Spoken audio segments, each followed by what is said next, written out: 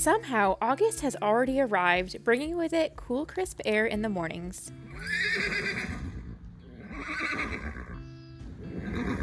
Sparrow stands by the gate every morning, waiting for the first sign of me.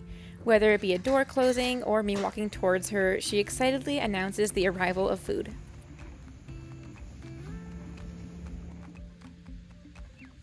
Like I mentioned, the temperatures here in Vermont have been quite cool, really giving a premature fall feeling. It's quite lovely, actually. We've been having overnight temperatures in the 50s and afternoons in the lower 70s, and honestly, this weather is pretty perfect for training or just getting outside work done. All right, so I just fed Sparrow, and I think I'm gonna go back inside and get some warmer clothes on because it's actually quite cool here. Even though I really enjoy these temperatures, seeing signs of autumn makes me feel a little bit apprehensive. Not for autumn, but for the upcoming doom of winter. Because I feel like summer just started, and my list of things that I wanted to get done this summer aren't even near close to being finished. All right, I have to admit, it feels pretty good to be wearing flannel again. I absolutely love wearing flannel. All right, let's head on over to the other barn.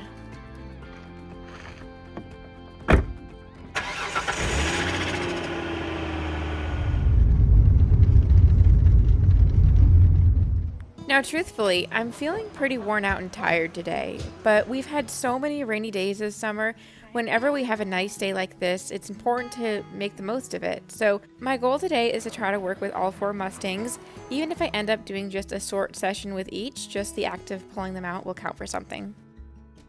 And even if it is raining, I try to at least tie them each in the aisle, brush and pick out their feet. But I start the morning with chores.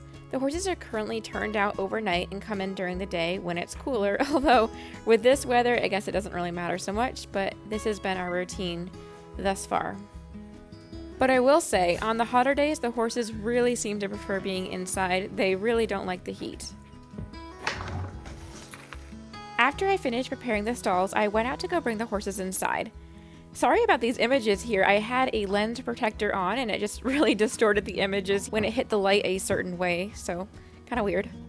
Now back at my barn is Theodore. He's my personal horse. He's a leopard Appaloosa. He had been for a brief time over at my house with Sparrow.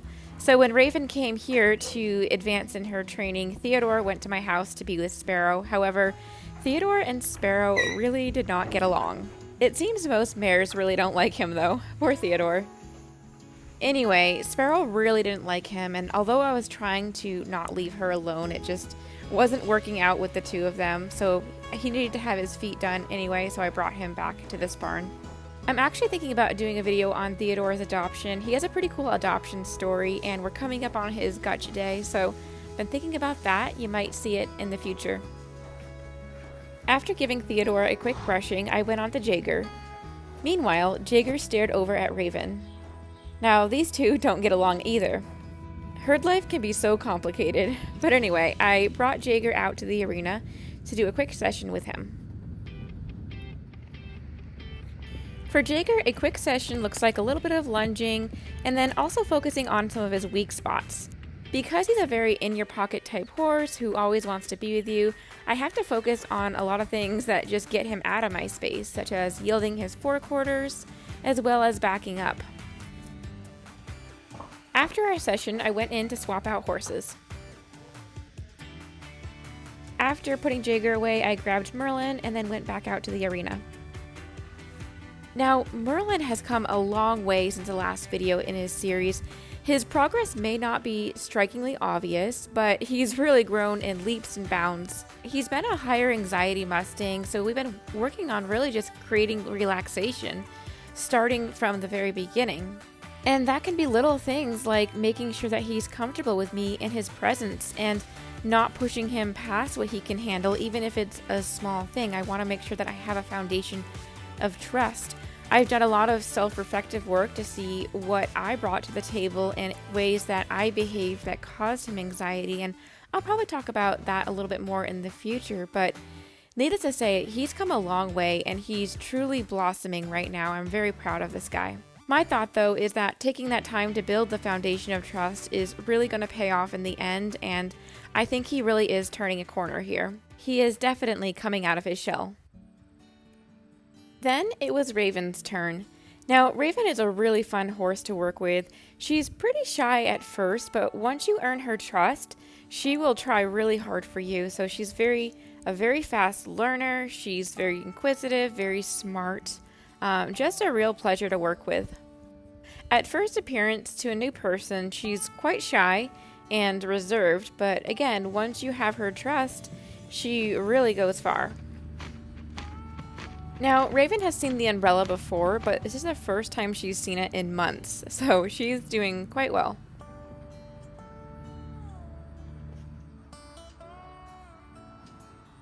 After working with Raven, I did a few more chores around the barn, and then checked back on the horses to make sure they were settled before heading on home. At this point, the horses were all starting to look pretty tired. This is the time of day that they all usually go down for a nap. At this point, I was also pretty tired and my feet were really dragging here, but I was glad that I was able to work the 3 Mustangs here, and now it was time to go home. I resumed horse activities in the evening, starting with mucking Sparrow's pen, and then went on to have a session with her as well. Now, without a doubt, Sparrow is my most challenging Mustang. She is extremely sensitive and came very fearful and full of anxiety. So right now, I'm working on things very similar to what Merlin has been working on, which is just basically promoting relaxation. So there have been a lot of things that I've fine-tuned within myself, and again, I really need to make another video talking about that because I have definitely seen major changes in Sparrow over the last few months, and they may not look very big from the outside, but when you work with a Mustang that's as sensitive as she is, it's like, wow, these little changes are so big. I have a few friends with Mustangs similar to Sparrow, and they know exactly what I'm talking about here. I'm going to keep the music off here and show you a clip that really demonstrates just how sensitive she is. It's really incredible. She is very in tune with body language and with me, which has caused me to have to learn to be more in tune with myself. Okay, so that doesn't look like much, but know that she really doesn't know voice commands just yet. She's more responding to my body here. Now watch closely to see if you can see the change in my energy as I ask her to trot. It's amazing how she can pick up on the slightest request. Now the downward transitions are much harder for me, especially asking a more fearful Mustang to basically relax into a lower gait.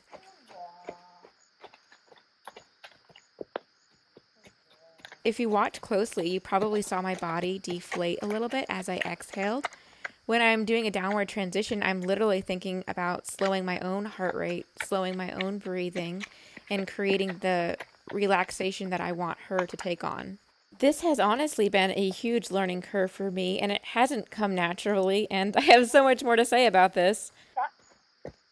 In my next video with her, I'm going to wear a mic and really just explain in real time what I'm doing with her, what I'm seeing with her, what I'm thinking, all that stuff. I'll save that for another video.